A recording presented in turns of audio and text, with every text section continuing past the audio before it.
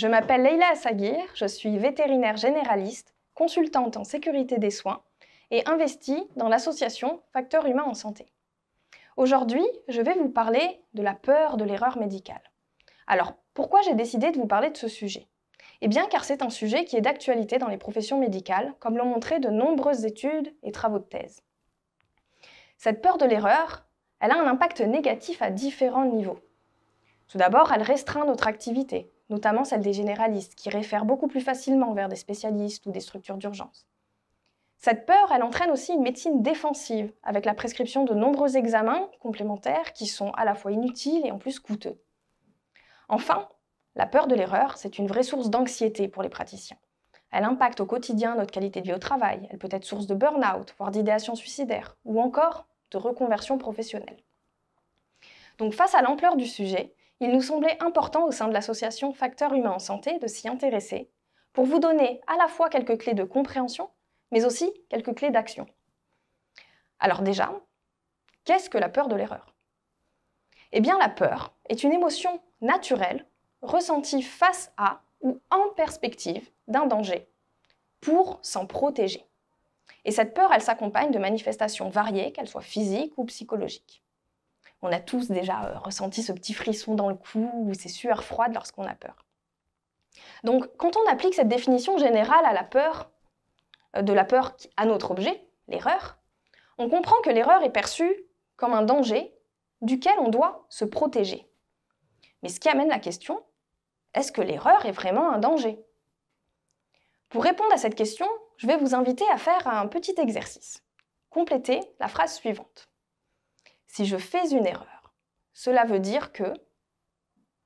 Si je fais une erreur, je risque de... Alors, qu'est-ce qui naturellement vous est venu à l'esprit ? À chaque fois que je le fais, ce petit exercice, j'obtiens différentes réponses. Bien sûr, on pense au risque pour le patient. Si je fais une erreur, je risque de le tuer. Mais d'autres réponses que j'entends sont aussi la peur de causer de la peine aux familles, la peur pour sa carrière ou pour sa réputation, la peur de la plainte et du risque juridique, la peur d'être moqué, rejeté par son équipe ou encore de se faire engueuler.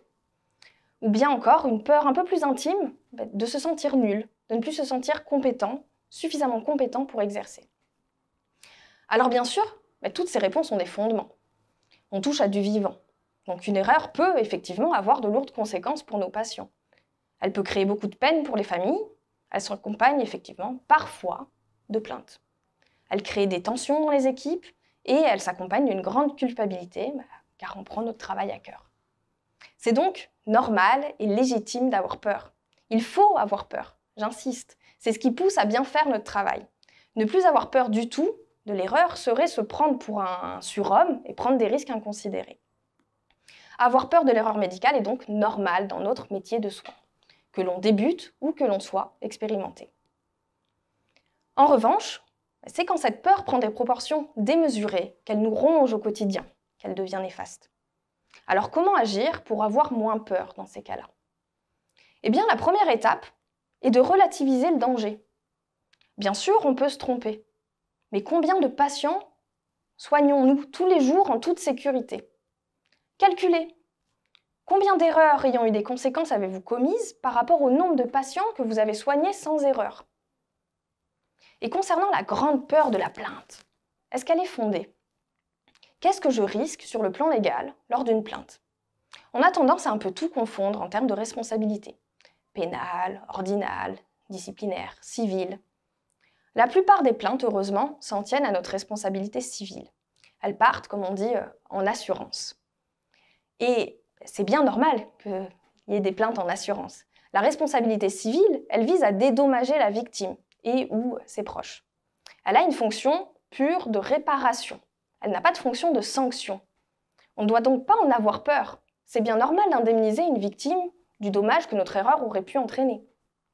Et c'est bien pour ça que notre RCP est obligatoire. Et au-delà même du financier, de l'indemnisation monétaire pour les victimes, c'est important qu'une faute soit reconnue pour leur reconstruction. Donc rapprochez-vous de vos assureurs pour en discuter. Et préparez-vous à l'annonce du dommage, ça aide à vraiment moins appréhender ces plaintes. Enfin, concernant la peur des réactions de son équipe, Bah oui, malheureusement. Il existe encore des structures, des services, où l'erreur elle est jugée, blâmée, moquée. Mais libérer la parole sur l'erreur, instaurer une culture juste et encourager le reporting de ces erreurs aide à améliorer la culture dans les équipes et à moins les appréhender. La seconde étape, pour avoir moins peur de l'erreur, est de s'en protéger autrement. Comme je vous le disais, la peur vise à nous protéger d'un danger. Donc si on active d'autres leviers pour se protéger des erreurs, on diminue notre peur. Et c'est là où s'intéresser aux facteurs organisationnels et humains peut aider. Pour comprendre comment agir pour sécuriser sa pratique, à l'aide des facteurs organisationnels et humains, j'aime bien prendre l'image du virus. Face à un virus, l'objectif, c'est pas de détruire le virus, mais d'éviter de tomber malade. Comment? En renforçant son système immunitaire et en évitant de s'exposer, en réduisant l'exposition à ce virus. Et bien pour les erreurs, c'est pareil. L'objectif n'est pas de plus faire d'erreurs du tout, c'est impossible, on est humain. En revanche, le but, c'est d'éviter les accidents que ces erreurs pourraient entraîner. Et comment? En instaurant des barrières pour prévenir, récupérer et atténuer les erreurs, et en réduisant l'exposition aux erreurs. Autrement dit, en limitant les menaces, alors qu'elles soient individuelles, comme par exemple la fatigue, le stress, collectives, comme la communication ou l'ambiance dans son équipe, ou encore organisationnelles, comme l'interruption de tâches ou une mauvaise culture de sécurité.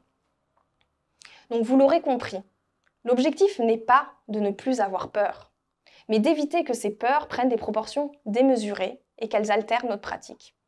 Pour ce faire, on peut confronter sa peur à la réalité, qu'est-ce que je risque vraiment lors d'une erreur médicale, et sécuriser sa pratique pour se prémunir autrement des erreurs à l'aide des facteurs organisationnels et humains. Merci pour votre écoute.